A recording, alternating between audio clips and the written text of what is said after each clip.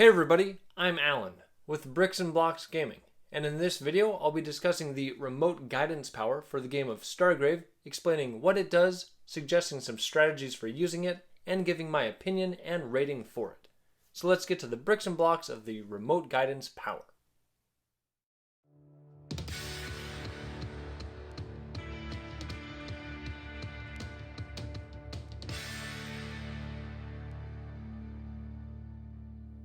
In the main Stargrave book, remote guidance is one of the core powers for the robotics expert background. It has an activation number of 10, causes no strain damage when successfully used, and can be used both out of game before the battle starts, in which case no exertion is allowed to increase the activation roll, or in game as a touch power. Remote guidance targets only robot soldiers. If used out of game, it can target any of the player's robots, and if used in-game, it can target a robot within 1 inch and line of sight of the activator. However, a captain or first mate can only have one remote guidance active at a time.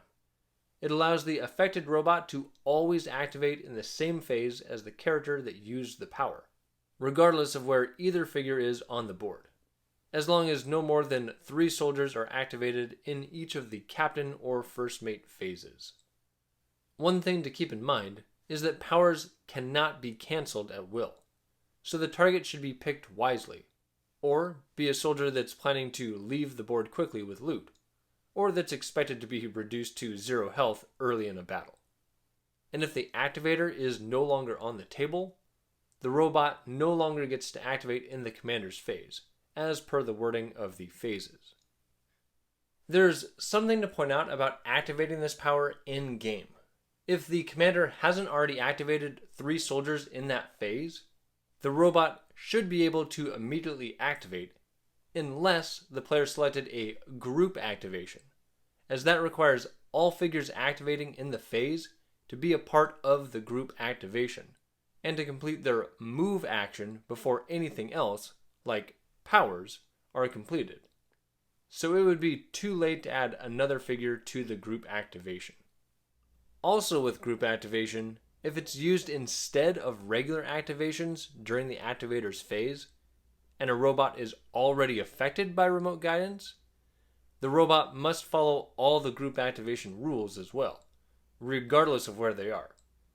So its move action would have to be done at the same time as the other figures, then its second action could be done as the other figures do their second actions. And I'll point out that it says the figure can activate in the commander's phase, so they always have the option to wait until the soldier phase to do their activation if that's more beneficial on a given turn.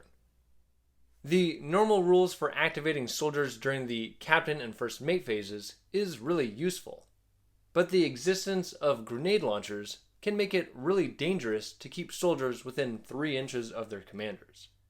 This is especially true later in a game when centrally located grenadiers can target almost any spot on the battlefield.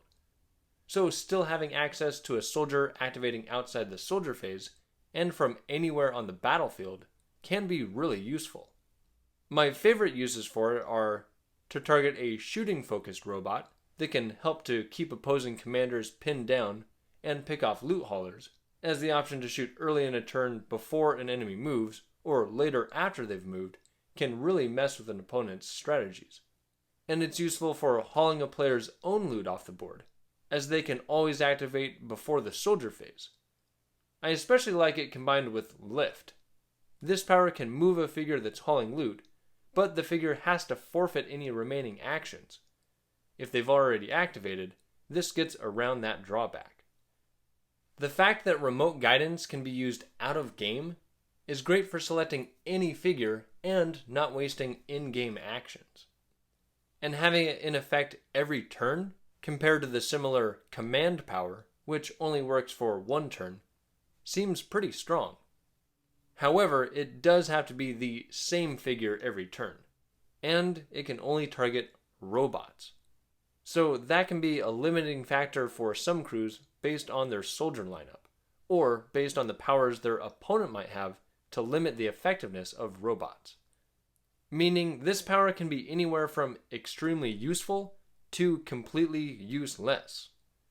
So for my rating out of 5 stars, I give Remote Guidance 3 stars for being situational based on how a player and their opponents have created their crews. Be sure to check out my other Stargrave content and let me know in the comments your thoughts about Remote Guidance and whether you agree or disagree with my assessment.